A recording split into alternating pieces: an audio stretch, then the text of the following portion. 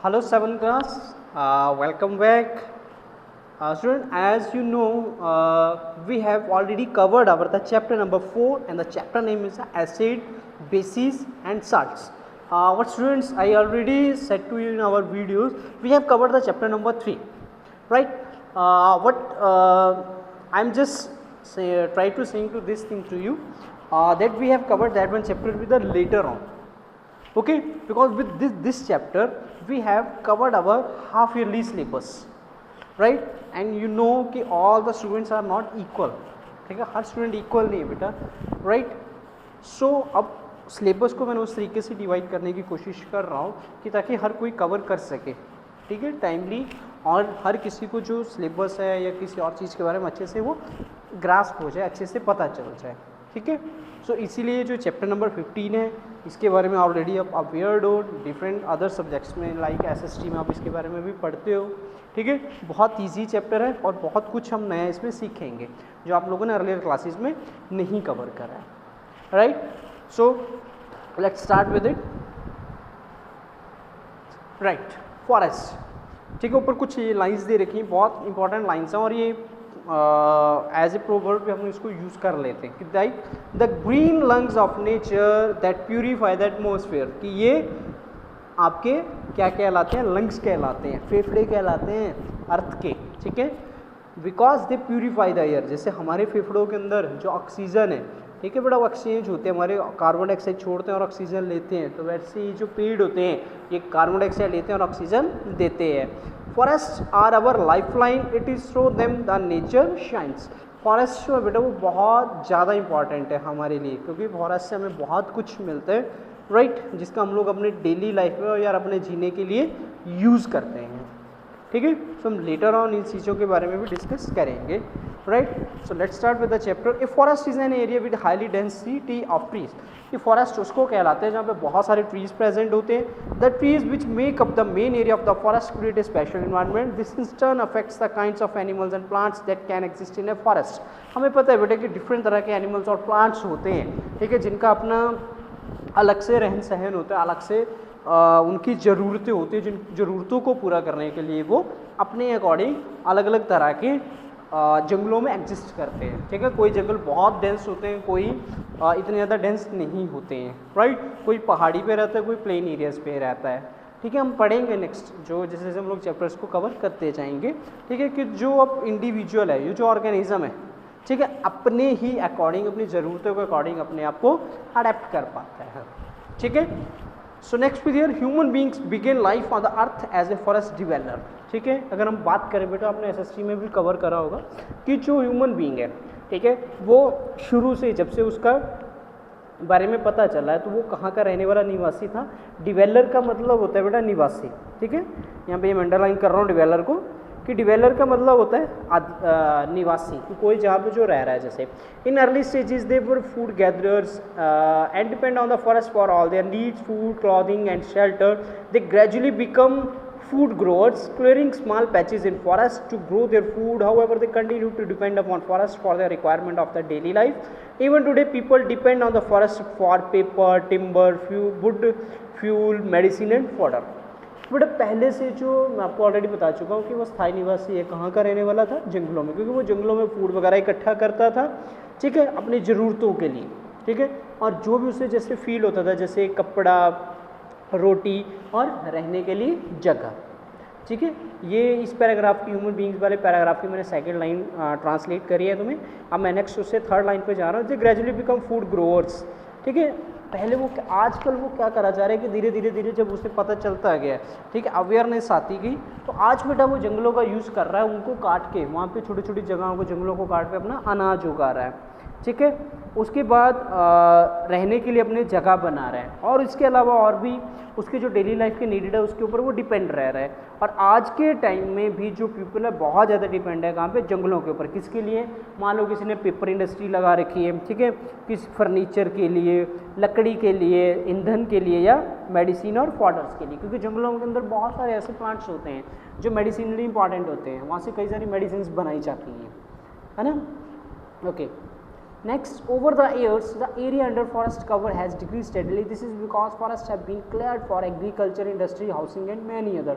But आज के दौर में धीरे धीरे जंगलों को बहुत ज़्यादा काटा जा रहा है. डिफॉरेस्टेशन आज बहुत ज़्यादा बढ़ चुकी है. क्यों? क्योंकि कोई लोग वहाँ पे बड़ा एग्रीकल्चर करना चाह रहा है, कोई अपनी इंडस्ट्री लगाना चाहता है, कोई अपने घर के लिए टिम्बर इकट्ठा करना चाहता है, और भी कई सारे एग्जाम्पल्स हैं.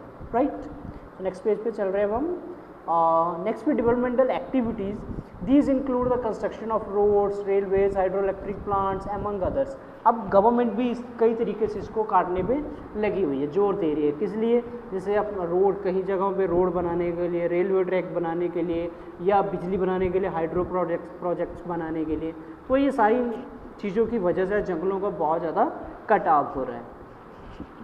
नेक्स्ट पे ना, डू यू नो, ये आपको मैं ऐसे ऐसे ही बता देता हूँ कि यहाँ पे ये चीज़ लिख कर रखी बेटा कि जनरली कि जो लार्जेस्ट एरिया बेटा, ठीक है, largest area of the rain forest in the south America, ठीक है, अमेजॉन रेन फॉरेस्ट, ये बेटा दुनिया के सबसे बड़े जंगल है. और यहाँ पे, ठीक है, दुनिया का अगर पृथ्वी के लंग्स की अगर हम लोग बात करें, फेफड़ों की बात करें, तो दुनिया में सबसे ज़्यादा जो एयर प्यूरीफाई होती है, जहाँ पे सबसे ज़्यादा कार्बन डाइऑक्साइड अब्जॉर्ब होता है, ऑक्सीजन बनती है, that is a Amazon rain forest. ये अमेरिका में प्रेजेंट है बेटा, साउथ साइड में. और यहाँ पे मोर देन 3000 से भी ज़्यादा के तरह के पेड़ हैं, यहाँ पे लिखा हुआ इन लोगों ने. ठीक है, और भी कई तरह के वहाँ पे जो एनिमल्स हैं, कई वेराइटीज़ एनिमल्स की भी वहाँ पे एग्जिस्ट करती हैं. ठीक है, तो इसीलिए मैंने आपको जो ऑलरेडी लाइन बता दी थी कि अमेजन रेन फॉरेस्ट को लंग्स ऑफ वर्ल्ड भी कहा जाता है. ठीक है, यहाँ पे कई सारे ऐसे प्लांट्स हैं और कई तरह के और ऐसी चीज़ें जो बेटा वहाँ पे अवेलेबल होती है. और सबसे ज़्यादा इंपॉर्टेंट ये है कि ये सबसे ज़्यादा एयर को प्यूरीफाई करते हैं पूरे यूनिवर्स में. ठीक है, next period components of a forest, कि फॉरेस्ट्स की क्या क्या कंपोनेंट्स हैं. So a forest consist of many components. These can be broadly divided into 2 categories. Forest के अंदर 2 तरीके के कंपोनेंट्स प्रेजेंट होते हैं. एक होता है बेटा हमारा बायोटिक और एक होता है बेटा हमारा नॉन बायोटिक या ए बायोटिक. यहाँ पे आप देख सकते हो लिखा भी हुआ है biotic and a biotic. Right,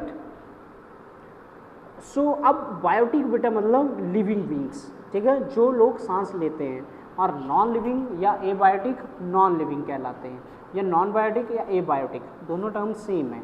ठीक है, सो जिसमें अब आपके कई तरह के जो चीज़ें हैं वो एग्जिस्ट करती हैं. जैसे आपकी मान लो मिट्टी है, पत्थर है, रेत है, चट्टाने हैं. ठीक है, ऑक्सीजन, कई तरह के डिफरेंट गैसेज हैं, अकेले ऑक्सीजन नहीं, कई तरह के डिफरेंट गैसेज हैं.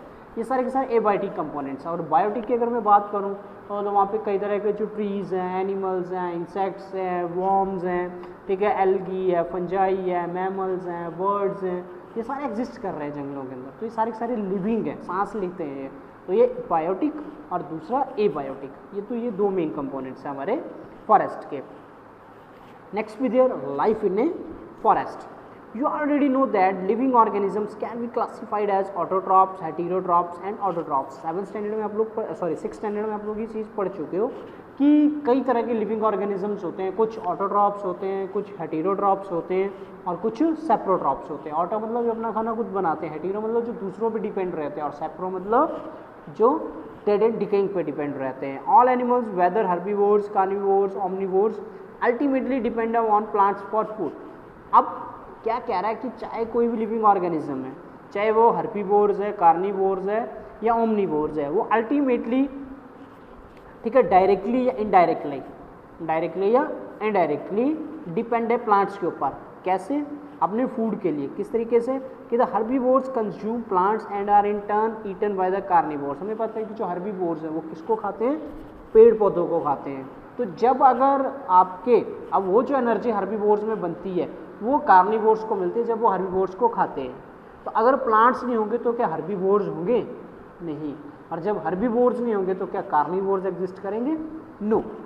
तो these are the some reasons भी देयर कि कुछ ऐसे बेटा प्लांट्स हैं, ठीक है, कुछ ऐसे मतलब लिविंग ऑर्गेनिजम्स होते हैं, या हम लोग सभी को कह सकते हैं कि वो डायरेक्टली इनडायरेक्टली डिपेंड है. हमने ऊपर लाइन्स में पढ़ भी लिया और मैंने तुम्हें बता भी दिया कि जनरली अब देखो यहाँ पे जैसे एग्जांपल है कि अगर ये ग्रास ना हो तो क्या ये रैबिट जिंदा रह पाएगा? नहीं रह पाएगा। जब रैबिट जिंदा नहीं रह पाएगा तो क्या स्नेक जिंदा रह पाएगा? नो। तो ये ना डिपेंड होते हैं बेटा। तो अब हर एक ऐसे बेटा मतलब डिपेंड है एक दूसरे के ऊपर। तो अगर पहले वाला एग्जिस्ट नहीं करेगा तो दूसरे वाला एग्जिस्ट नहीं करेगा। सो ऐसी चेन जिसमें एक इंडिविजुअल दूसरे इंडिविजुअल खा के जिंदा रहता है तो वो कहलाती है बेटा हमारी फूड चेन। जैसे यहाँ पे लिखा हुआ है कि a sequence of who eats to who makes the food chain. For example and rabbit that eats the grass may be eaten by the snake. यहाँ पे लिखा हुआ है, ठीक है। पहले मैंने अंडरलाइन किया था तो लाइन्स ऊपर आ गई थी नीचे वाली लाइन्स की, तो इसलिए इस चीज़ को आपने याद रखना है कि जिसमें एक इंडिविजुअल दूसरे को खा रहा है अपने जिंदा रहने के लिए और एक सीक्वेंस बनता है। इस सीक्वेंस को हम लोग क्या नाम देते हैं? फूड चेन, ठीक है। सो नेक्स्ट फॉर एग्जांपल बता दिया मैंने आपको। Then the last paragraph of this one page कि many such food chains can be found in a forest, they are interlink in a nature and hence form food webs, है ना।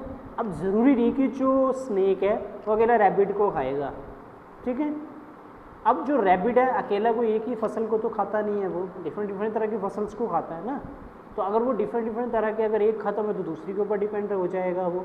वैसे जो snake है अगर रैबिट्स ना मिलेंगे उसको तो वो कई और एनिमल्स को खाना शुरू कर देगा, right. So many such food chain that can found in a forest.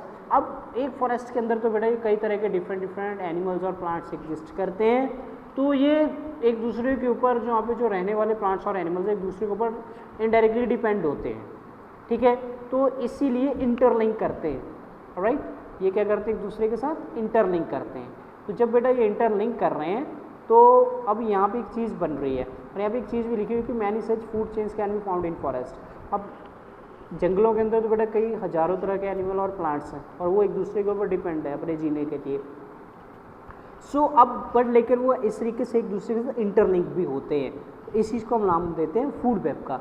If any component from this link is remove the rest of the chain gets affected. For example if the plants are remove the herbivores like rabbits will die and there will be scarcity of food for the carnivores like snake and lion. If the decomposer like bacteria and remove nutrients will not be recycled and the soil would become deficient in nutrients and would not be able to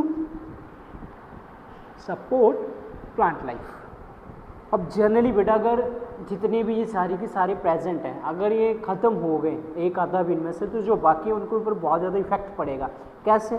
मान लो कि अगर grass की जो different varieties है ख़त्म हो गई तो रैबिट जिंदा रह पाएगा या अदर हर्बीवोर्स जिंदा रह पाएंगे? नहीं। और जब हर्बीवोर्स नहीं जिंदा रहेंगे डिफरेंट तरह के तो क्या कार्निवोर्स जिंदा रह पाएंगे? नेवर। तो ये सारे के सारे एक दूसरे के ऊपर डिपेंड एक दूसरे के जीने के ऊपर, ठीक है। और सबसे बड़ी बात एक और कही जा रही है कि मान लो कि अगर सॉइल के अंदर बैक्टीरिया फंजाई ना हुआ और अदर माइक्रो ऑर्गेनिजम्स ना हुए जो फूड को क्या करते हैं न्यूट्रिएंट्स में कन्वर्ट करते हैं और जो न्यूट्रिएंट्स होते हैं उनको सॉइल्स में मिला देते हैं जिसको यूज़ करके न्यू प्लांट ग्रो करता है ना।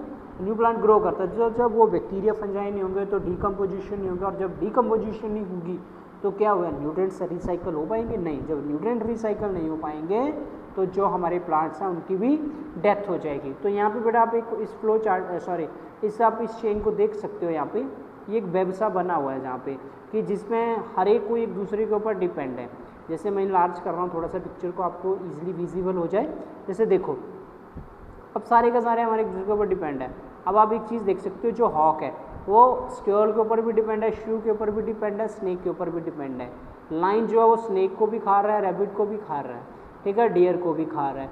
अब जो पेड़ है पेड़ को रैबिट भी खा रहा है, ग्रास ऊपर भी खा रहा है, ठीक है, और इनको एक फंजाई भी मिल रही है, यूज़ हो रहे हैं। तो मतलब एक दूसरे के साथ ही सारे के सारे लिंक कर रहे हैं, एक वेब सा बन रहा है, एक जाल सा बन रहा है, हो रहा है ना ऐसे यहाँ पे।